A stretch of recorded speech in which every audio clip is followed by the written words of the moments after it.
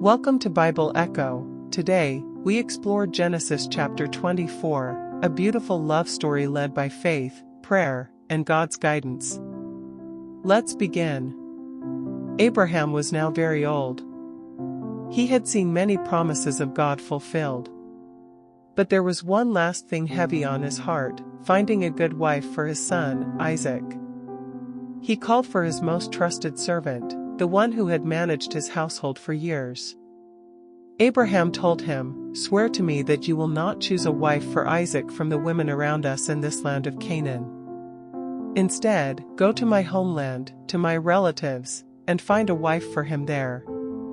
The servant was thoughtful and asked, "What if the woman doesn't want to come back with me? Should I take Isaac there?" But Abraham replied firmly, "No. Never take my son back. God brought me here and promised this land to my descendants.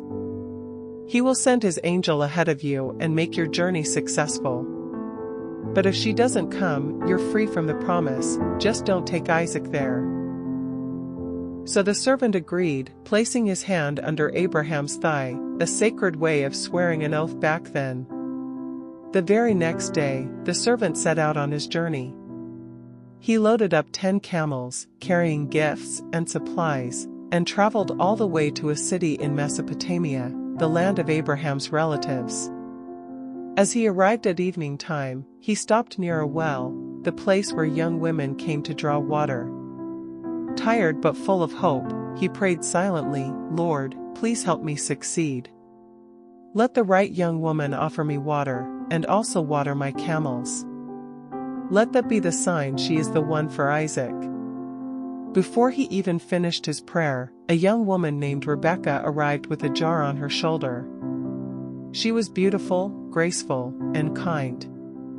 The servant hurried to her and asked for a drink. She quickly offered him water, then added, "I'll also get water for your camels."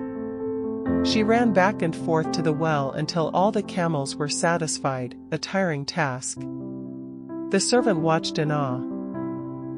His heart whispered, "Could this truly be the one?" He then gave her golden jewelry, a nose ring and bracelets, and asked, "Whose daughter are you?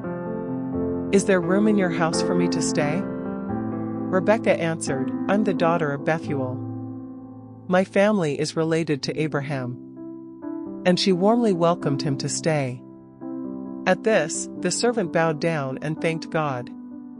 "You've led me straight to the right family," he said with joy. Rebekah ran to tell her family.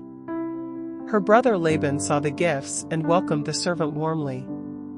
They prepared a place for the camels and water for the travelers. When food was served, the servant said, "Before I eat, I must tell you my mission."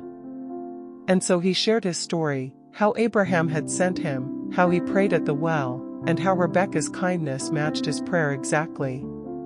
He ended by saying, "So now, will you allow Rebekah to come with me, to marry Isaac?" Laban and Bethuel replied, "This must be from God. We have nothing to say against it. Rebekah is here, she may go." The servant was overjoyed. He worshipped God again and brought out gifts, silver, gold, clothes, for Rebekah and her family. They stayed the night, and the next morning, he was ready to leave. But Rebekah's family said, "Let her stay a few more days, at least 10. The servant gently insisted, "Please, let me go. God has made my journey successful." So they called Rebekah and asked, "Do you want to go with this man?" She smiled and answered, "Yes, I will go." Her family gave her a loving blessing, "May you have many descendants, and may they be strong and victorious." Rebekah and her maids mounted camels and set off on the long journey with the servant. Meanwhile, Isaac was out in the fields, meditating as the sun was setting. He looked up, and saw camels approaching.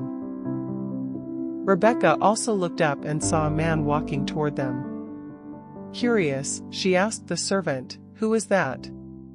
He answered, "That is my master." Right away, Rebekah covered her face with a veil, a gesture of humility and respect.